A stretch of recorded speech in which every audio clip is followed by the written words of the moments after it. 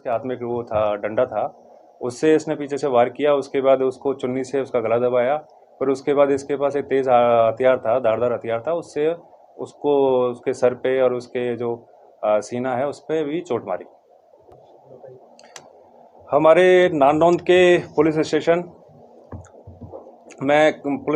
के गांव बुडाना में दिनांक 6 तारीख नवंबर महीने में एक हमें डेड बॉडी मिली थी, जिसमें उसकी जो शिनाख्त हुई थी वो मृतक जयवीर के रूप में हुई थी, सन ऑफ श्री टेकराम, जिसकी उम्र 62 साल थी। तो उसके बाद मामला की गंभीरता को लेते हुए हमने कुछ स्पेशल टीम है, हमारी साइबर सीआईए टीम है, साथ में एसएचओ नारनौंद और डीएसपी साहब के नेतृत्व में टीम का गठन किया गया था, लेकिन हमें कोई उसमें महत्वपूर्ण सफलता नहीं प्राप्त हुई थी। उसके बाद इसी कड़ी में 16 तारीख को बुडाना गांव की एक महिला थी, कृष्णा, जिसकी उम्र 50 साल थी और वो विधवा थी। उसकी 16 तारीख को एक गुमशुदगी की रिपोर्ट नारनौंद पुलिस स्टेशन में दर्ज हुई थी। 17 तारीख को उसके अगले दिन उसकी सुबह वहाँ पर स्टेडियम के पास में उसकी डेड बॉडी की सूचना हमें प्राप्त हुई थी।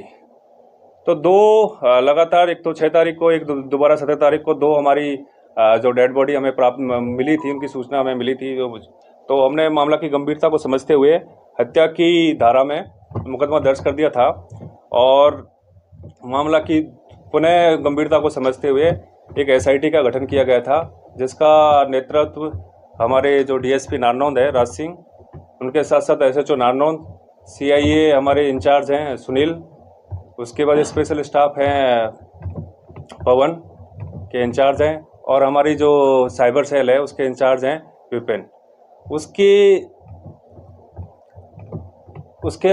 उनके साथ में हमने एक एसआईटी का गठन किया गया था, तो जिन्होंने तकनीकी एवं वैज्ञानिक अनुसंधान एवं अपनी ह्यूमन इंट है उसके माध्यम से कड़ी गंभीर मेहनत करते हुए इस मामले का खुलासा किया है, और इसमें जो मुख्य आरोपी था उसको हमने आज गिरफ्तार कर लिया है। मोडस ऑपरेंडी क्या रहा इसका? जी, मैं बताना चाहूँगा कि जो इसमें जो हमने आरोपी गिरफ्तार किया उसका नाम अनूप पुत्र साधुराम है, निवासी बुडाना। इसकी उम्र 19 साल है और अभी 9वीं पास है, विवाहित है, और इसका कोई अभी तक हमने कोई आपराधिक रिकॉर्ड हमें प्राप्त नहीं हुआ है। जो पहला हमारा जो हत्या हुई थी हमारी 16 तारीख को, जो कृष्णा, जो मृतका थी कृष्णा, उसकी जो हमने उसके मामले में जो पूछताछ की, प्रारंभिक पूछताछ में ये सामने आया है कि उसने कुछ आभूषण पहन रखे थे। तो वो अपने मार्केट से अपने घर जा रही थी। इस दौरान में ये जो आरोपी है वहाँ पर बकरी चरा रहा था। तो इसको लगा, ये नशे में था, इसने शराब भी पी रखी थी, इसको लगा था कि इससे कुछ मुझे पैसे और कुछ आभूषण मिल सकते हैं जो मेरे खर्चे के लिए काम आ जाएंगे। तो इसने उसी इंटेंशन के साथ में उसका मर्डर कर दिया और उसके बाद उसकी बॉडी को घसीट के एक जो गड्ढा था पास में उसमें दबा दिया था। जयवीर का इन्होंने बताया है, जैसे कि अभी प्रारंभिक पूछताछ में पता चला है कि ये बकरी चराने का काम करता है। तो ये बकरी चरा रहा था, तो इसकी बकरी जयवीर के खेत में चली गई थी।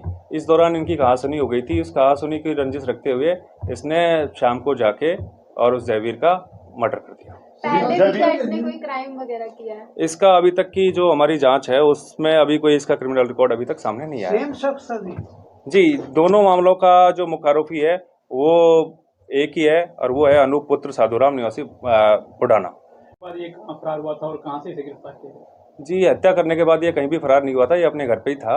और जैसे हमने अपना इन्वेस्टिगेशन किया, एसआईटी ने, हमारी जिन टीम ने काम किया, तो उसके बाद जो फैक्ट्स आए, जिसके बाद जो एविडेंस आए, उसके बाद पुष्टि हुई कि यही मुख्य आरोपी है जिसने दोनों वारदातों को अंजाम दिया है। तो हमने इसको आज हमने जो बस स्टैंड है नारनौंद में उसके समीप से इसको गिरफ्तार किया। कैसे?